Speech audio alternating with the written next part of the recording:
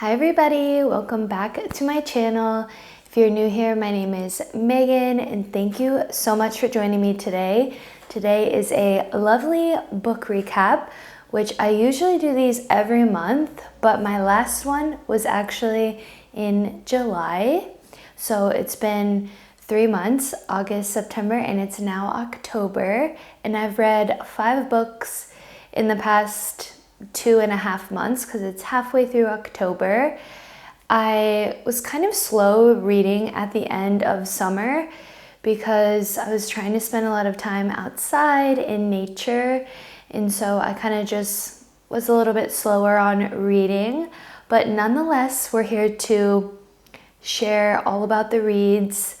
Also, I recently started a Goodreads account, which I'll put in the description for you guys. Goodreads is like a social media platform for all of the little bookworms out there. Ah, Vanzi, hi.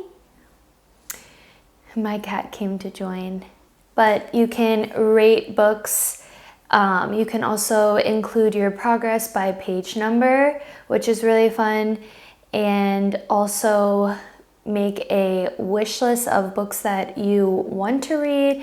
Keep all the books that you have read organized so that you can look back and see what you've read. I also really like the feature in Goodreads that when you've read a book or you want to read a book, it shows you underneath the similar books that are of that genre or story style, which I really like because then you get some more ideas for books. So you can follow me on Goodreads if you'd like. It's a fun way to connect and have like a little book community. But yeah, that'll be in the description for you guys. And a lot of the books I actually don't have with me because I have rented all my books from the local library, which you guys know if you've been watching these. I love supporting my local library. I think it's so great to be able to get new book releases and things like that at your fingertips and be able to return them to other folks around town that want to read those as well. So a lot of the books I read I have on my phone here on my Goodreads account so I can kind of refresh since some of these are obviously from August. So I'm going to start back on the first book I read of August, which if you saw my July reads, I read The Silent Patient by, I think how you say his last name is Alex Michaelis. I honestly am probably really butchering that, but that's okay. You get the point. I read The Silent Patient in July and I was actually obsessed. That's the first time I've read a psychological thriller. I highly recommend that book. And then he has another book called The Maidens. I'll put a little picture of the book cover here for you. And I really enjoyed this book. I rated it 5 stars out of 5 stars, but I still liked The Silent Patient more. And I think when I first got into fiction, I was like, oh, I'm loving everything. And now that I've read quite a few books now, I'm a lot more picky about the way I rate books, which is really good because you should find what you like. And yeah, so I think I was a little generous back then of rating this 5 stars. I might have probably rated it 4.5 out of 5. But I really enjoyed the book. I'm not going to give spoilers in this video because I want you guys to read them, but it's another psychological thriller. It was about a murder of a college student, and then there was continuous murders of college students, and there were little clues and hints as to who the murderer was, and the ending of this really threw me for a loop. The whole time, the person that I thought was the murderer the whole time didn't end up being that, and so at the end it threw me for a wild loop, and I thought the story was really great. I really love this author's writing because it's a lot of character building, but it's fast paced so that it's not boring. And the story ebbs and flows out of different timelines, which I really, really like, because you're getting backstory to understand the characters, and then it's weaving into the current story, and it's like puzzle pieces. All the puzzle pieces are slowly coming together to make the entire piece of art. And then at the very end, you're like, wait, I thought this piece was the matching final piece. And I was just floored. I thought it was really great. I'm excited to read more of this author's books. I think that he has a book coming out in the beginning of 2024. So I'll be interested to see if I can get my hands on that book. So that was The Maidens. I rated that 5 out of 5. And then the next book I read after that was The Guest List by Lucy Foley, which this was a highly, highly, highly recommended book, and I was highly anticipating reading this story. I had seen so many little book girlies that I follow on like TikTok and YouTube and things like that recommend this book as another thriller, because after I read The Silent Patient, I was like, wow, I really like this genre. Before, when I started out with Colleen Hoover, it was a lot of love tropes, romance, and things like that. And then I read the first 2 books of the Knoxmount series by Lucy Score. So I was really into romance, and then I read The Silent Patient and I was like, wow, you guys, I love thriller. And I was like, I need some more books. So I read The Guest List by Lucy Foley again, and I gave this one 3 out of 5 stars, which I felt a little disappointed because I had so much anticipation towards this book, and I kind of felt let down. I felt like it was more of a YA story, like a young adult. I felt like it was a little bit younger and not as like mature psychological thriller, which is okay. But I think I realized as I'm reading what I like and what I don't like, and I like a little bit more of like sophisticated, elevated story. And this was kind of not predictable, but I was kind of getting bored by the end. This book was about 5 different storylines, or 5 different characters, and they all were attending a wedding. And it was this like elite couple, or high profile couple, that was getting married, and there was a lot of moving parts that were like closely connected to the bride and the groom. And there was like spooky, suspicious things going on where someone had died in the foreshadowing of the book. And then the whole entire story was kind of building upon that and figuring out who died, why, how, that sort of thing. But there was moments I was enjoying it. Like, it wasn't a terrible book, but not enough to make me really rate it to 5 stars. Okay, the third book that I read probably at the beginning of September was Wayward. And this is the first book that I actually didn't read, which was hard for me to just decide to be okay with not finishing it, because I felt like even if I didn't like it, I should try and finish it. But it was really hard to even get through a fourth of the book. So I probably read about a fourth of the story and then just decided I don't really love this, and that's okay.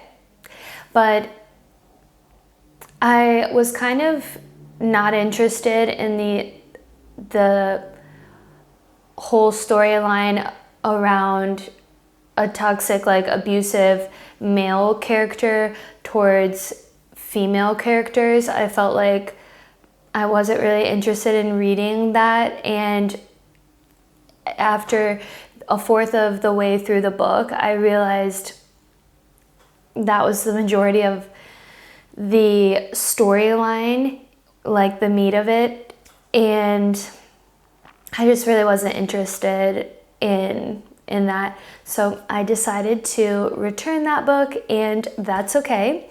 The fourth book I read was actually on Audible. So I didn't technically read it physically, but I listened to it. And this is the first book that I have listened to ever and used Audible. I tried a 30-day free trial, which you get 1 credit, which equals 1 book. And I really was wanting to read the 3rd book of the Knoxmount series, or Knockamount. Everybody says it differently, I see online, but it's The Things We Left Behind by Lucy Score.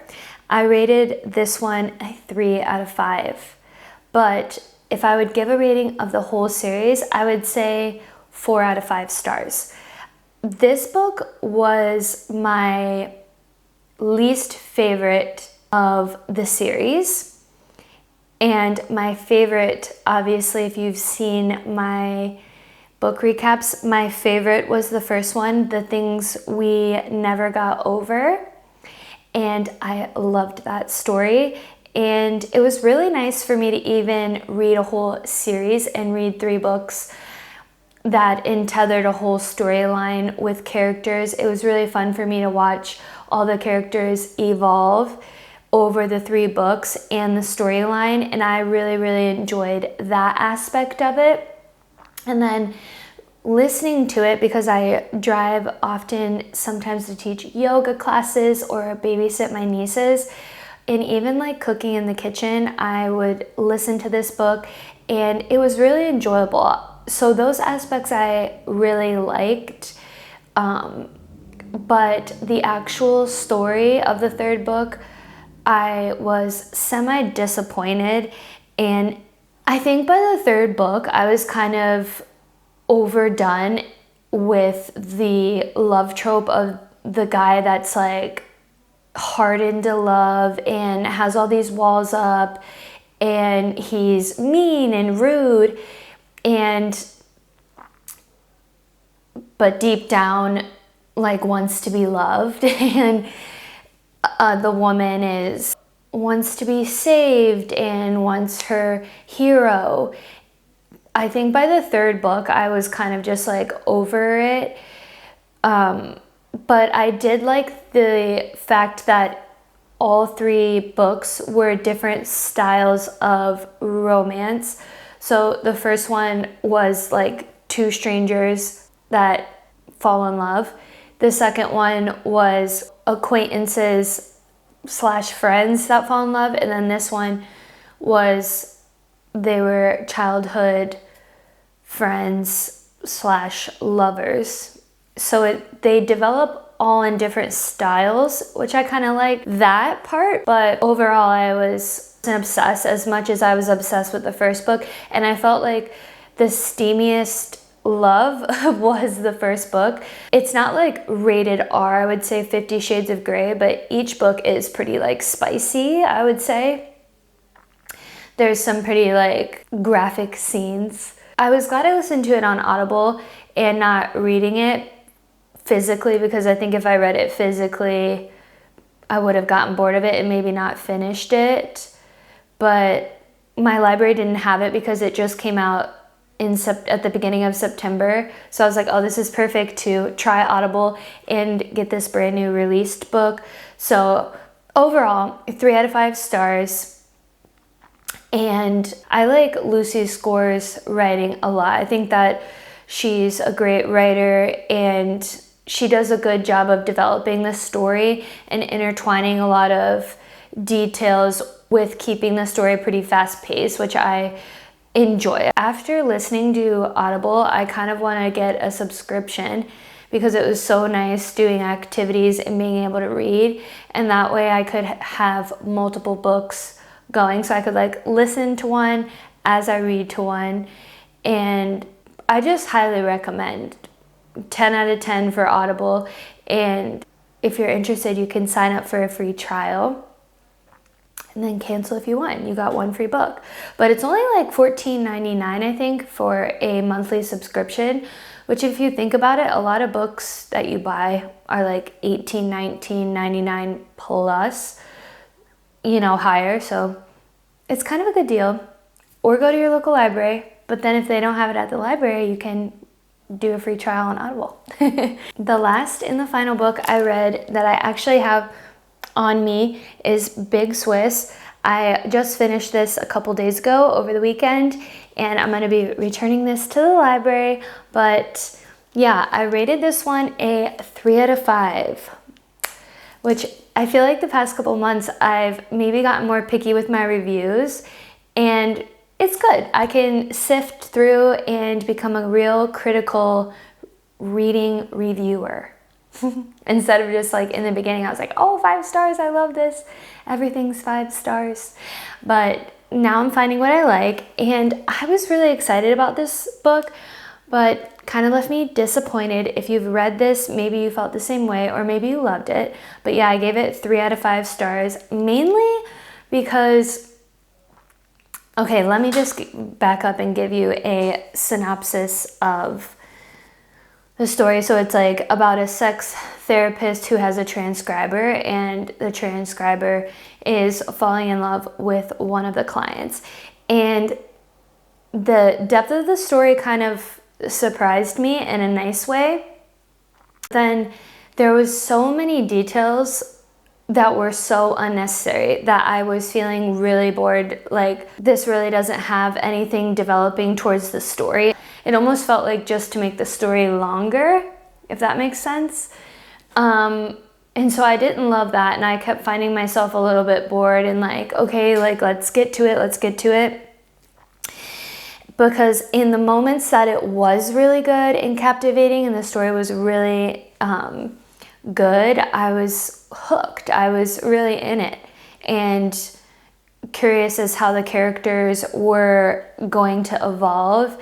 And then there would be this long hang off of kind of nothingness. You're going from a really high peak to kind of like too slow that you're getting bored. And then right as it got good at the end and everything's like coming together, you're understanding the story to its full picture. At the very end, it just like abruptly ends without real resolution. And I don't really like epilogues. If you've read some books that have epilogues, sometimes they're good and they're necessary. Like the first book of Lucy Score's Knoxmount series, it was really great because it gave the forward story of how their love evolved, and it was really sweet to know how the characters ended up in the future years, like 5 years or whatever. And then sometimes I'm like, okay, the story could have been left just as is, or you could have made a sequel to the story out of the epilogue and continued the book series into a series. But this one just like abruptly cut the story at the end, and I was like wanting an epilogue. Because I was like, well, I want to know what happens with Big Swiss, and I want to know what happens with Greta. Like, it made me feel really let down that I didn't really get to see the characters find, like, the only word I can come to mind is resolution. But yeah, so at the very end, I was so upset. I was like, ugh. And I think that I would have probably rated it higher, at least 4.5 stars. No, not 4.5. I probably would have rated it 4 stars had the ending wrapped up better and brought me like peace towards the characters. And I was like, oh yeah. But since it ended like that, on top of like how I felt about some of the like added details that were kind of unnecessary, I was like, oh, 3 out of 5 stars. But that's okay. I was happy to read something completely different. It was a very different style than anything I've read. And I enjoyed that aspect of it. It was something completely different, which that was really great. I I have enjoyed reading different things over the past couple months, and it's been really great to experience different authors, because in the beginning, like I said, I really started off with Colleen Hoover, which I feel like a lot of people out there probably start with her books, which she's a great author. Still now, after I've read multiple people, I still feel like her stories are really great. But it's nice to branch out and find different authors, find what I like, find different styles, and yeah, those are the 5 books I've read over the past 2.5 months, and I have quite a bit of books on my wish list, and I've put them on my Goodreads account, so I'll see what my local library has. Fingers crossed it's some of these books on here. Sometimes I feel like everybody's in their book reading era, so the library sometimes falls short of these books, but that's okay. I can find other ones. One True Loves by Taylor Jenkins Reid. She's a really popular author, and I heard good things about that story. I also want to read The Only One Left by Riley Sagar, which that one is a thriller and has really great reviews, so hopefully I can find that one. And then I also want to read the Housemaid series by Frida McFadden. I've heard great things about that author and the series, and it's kind of a thriller from what I understand, so hopefully I can find some of those books. If you follow my vlog channel, you'll probably see me head to the library. Thank you so much for being here, and give this video a thumbs up. If you're a bookworm too, leave in the comments what book you are loving or currently reading, or suggest a book for me to read that maybe I don't have on my wish list. But again, thank you so much for being here. I'm so happy that I got to film this with you guys, and I hope you have a wonderful day wherever you are. Bye.